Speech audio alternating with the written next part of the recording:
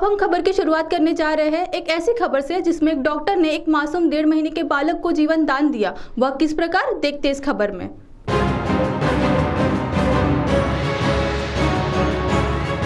जापोरा के साइयां मार सके न कोई। प्रतिदिन पूरी दुनिया में कहीं न कहीं किसी न किसी इंसान के साथ यह वचन चल रहा है। और अब हम चलते हैं उस घटना की ओर जिसको सुनकर आप भी दहल जाएंगे। घटना यह है कि 29 दिसंबर सोमवार को वोरा निवासी निखिल बाबूराव मडावी का लगभग 1.5 महीने का मासूम बेटा रियांश के नाक में सेफ्टी पिन चली गई। बताया जा रहा है कि जब उसकी दादी नाक साफ कर रही थी उसी दरमियान बच्चे ने सांस जोर से खींची और पिन श्वास नलिका में चली गई, जिससे उसे खांसी आने लगी और सांस में दिक्कत होने लगी। वर्रा के बाल रोग तज्ञ डॉक्टर देवतुले के दवाखाने में उसे ले जाया गया। उन्होंने एक्सरे करवाया और आकस्मिक उपचार के लिए चंद्रपुर शहर के नाक कान गले के तज्ञ डॉक्टर मनीष मुंद्रा के पास भेजा। डॉक्टर मनीष मुंद्रा ने बहुत निपुणता से आकस्मिक सर्जरी कर उस पिन को बिना चीर फाड़ के कुशलता पूर्वक निकालकर बच्चे की जान बचाई, और जिसमें सुगनी तज्ञ डॉक्टर सलीम टुकड़ी का भी सहयोग रहा। और उसके पश्चात उस बालक को बाल रोग तज्ञ डॉक्टर इरशाद शिवजी के यहाँ उपचार के लिए रखा गया और अब बालक एकदम स्वस्थ है। और वहीं इस संदर्भ में उस 1.5 माह के बेटे की मां ने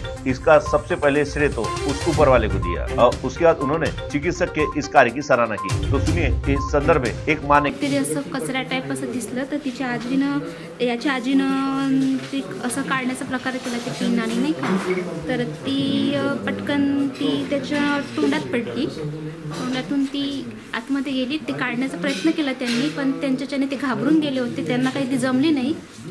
मग आम्ही लगेच मग वरोरा येथील देवतडे हॉस्पिटलमध्ये गेलो। तिथे त्यांनी त्याची पोझिशन बघितली कसं आहे काय, तिथे काही झालं नाही, तिथे निघली नाही पिन।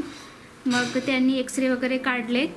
मग त्यांनी दाखवलं आम्हाला की अशा अशा ठिकाणी पिन अडकलेली आहे, ते आमच्याकडे होणार नाही, तुम्हाला चंद्रपूरला जावं लागेल। मग त्यांनी मुंदडा सरांचं म्हणजे इकडे रेफर केलं।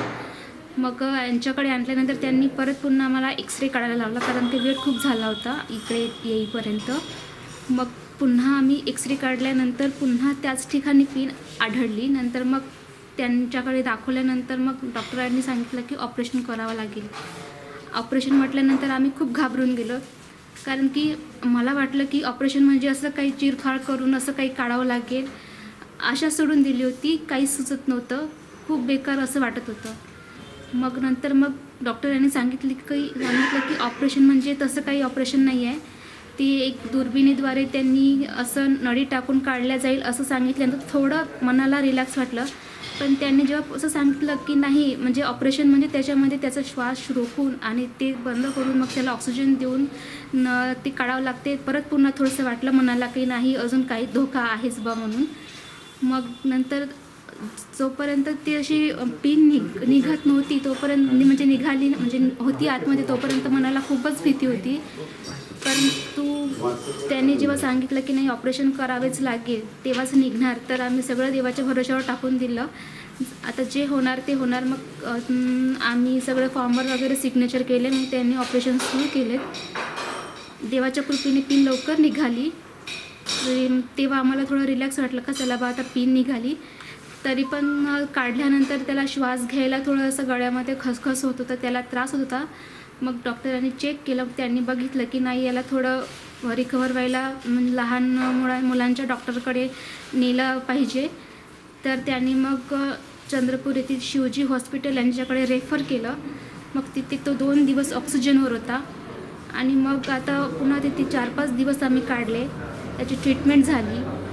त्यांना जेव्हा बरं वाटलं, त्यांना जेव्हा असं वाटलं की नाही आता बाळ ठीक झालेलं आहे, तेव्हा त्यांनी आम्हाला सुट्टी दिली आणि आज आम्ही पुन्हा परत यांच्याकडे आलो। ही कंडिशन आमच्यावर झालेली आहे, कुणाच्याही घरी अशी कंडिशन होऊ नये त्याच्यासाठी सर्वांनी असं काळजीपूर्वक कोणतीही वस्तू किंवा काही छोटं वस्तू बाळाच्या जवळ नेऊ नये, हीच माझी अपेक्षा आहे सर्वांना।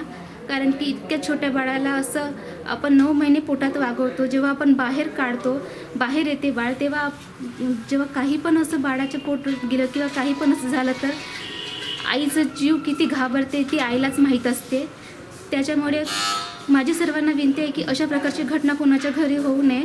वहीं इस मौके पर ईश्वर का रूप लेकर आए हुए डॉक्टर मनीष मुंद्रा ने इस संदर्भ में विस्तारपूर्वक जानकारी उन्होंने मीडिया की दी। 21 डिसेंबर रोजी वरोरा निवासी मडावी परिवारामध्ये एक तान्हं बाळ जे 1.5 महिन्याचं आहे रियांश, कोणाच्याही लक्षात न येता एक सेफ्टी पिन त्याची नाकात टाकली आणि ती श्वास घेऊन ती त्यांनी आत ओढली आणि ती अनवधानाने नाकातून घशातून श्वासनलिकेत, ज्याला आपण ट्रेकिया म्हणतो, तिथे जाऊन अडकली, ज्याच्यामुळे त्याला बाळाला श्वास घ्यायलाही त्रास सुरू झाला आणि खोकला सुरू झाला.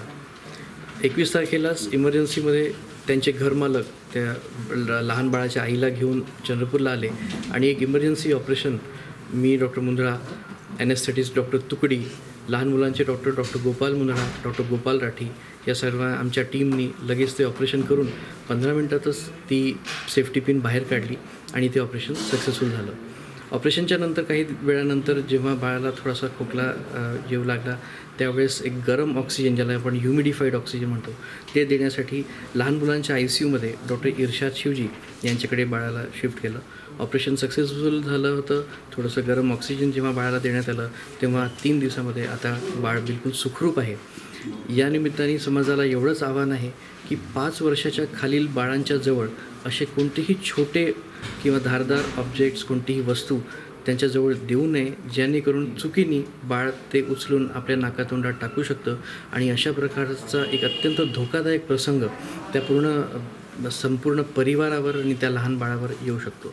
5 वर्षाच्या खालील मुलांना खाण्यासाठी शेंगदाणे, बदाम, काजू, फुटाणे अशा प्रकारचे पदार्थ अख्खे न देता त्याला घासून त्याचा चुरा करून वाटल्यास द्यावं, पण अख्खं एक कोणतंही नट देऊ नये. और अंत में हम एक बार फिर उसी वचन पर चलते हैं कि जाको राखे साइयां मार सके न कोई.